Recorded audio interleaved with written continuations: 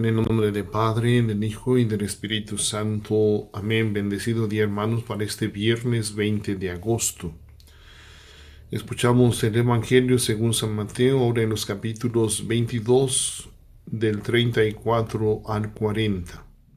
En aquel tiempo, habiéndose enterado los fariseos de que Jesús había dejado callados a los saduceos, se acercaron a él. Uno de ellos, que era doctor de la ley, le preguntó para ponerlo a prueba: Maestro, ¿cuál es el mandamiento más grande de la ley? Jesús le respondió: Amarás al Señor tu Dios con todo tu corazón, con toda tu alma y con toda tu mente. Este es el más grande y el primero de los mandamientos. Y el segundo es semejante a este: amarás a tu prójimo como a ti mismo. En estos dos mandamientos se funda toda la ley y los profetas. Palabra del Señor. Gloria a ti, Señor Jesús. Jesús se encuentra todavía en el templo. La confrontación con los fariseos se vuelve cada vez más áspera. El contexto del Evangelio de hoy está marcado por la voluntad de los fariseos de tender una trampa más a Jesús para obligarle a tomar posición frente a un tema religioso, como ya intentaron hacer con la cuestión del tributo al César. Capítulo 22, versos del 15 al 22. Y posteriormente los saduceos, con el problema de la resurrección de los muertos. Capítulo 22, versos del 23 al 33. Señala Mateo que los fariseos se habían reunido para decidir el argumento. El que interviene es por consiguiente su portavoz. El objeto de la pregunta está tomado de un debate que estaba de actualidad en las escuelas rabínicas. ¿Cuál es entre todos el primero de los mandamientos? Quieren conocer la opinión del nuevo maestro sobre cuál es el principio que inspira la ley. Nada más simple y correcto a primera vista. La respuesta de Jesús está tomada sobre dos citas del Deuteronomio 6:5 y del Levítico 19:18. Estos dos textos constituían el corazón de la espiritualidad del pueblo de Israel.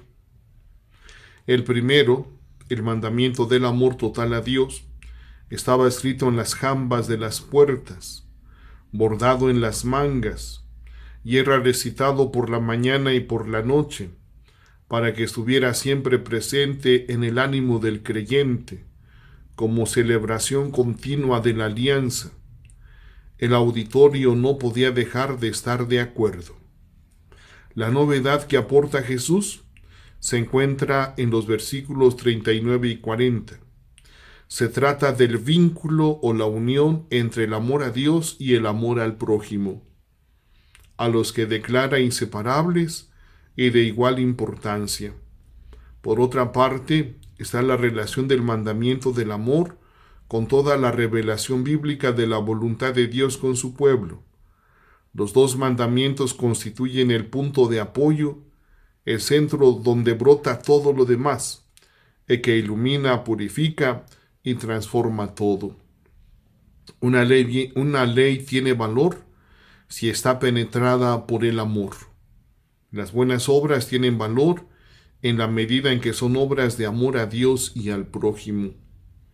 Eso es lo que proclamaban los profetas cuando llamaban a la conversión del corazón.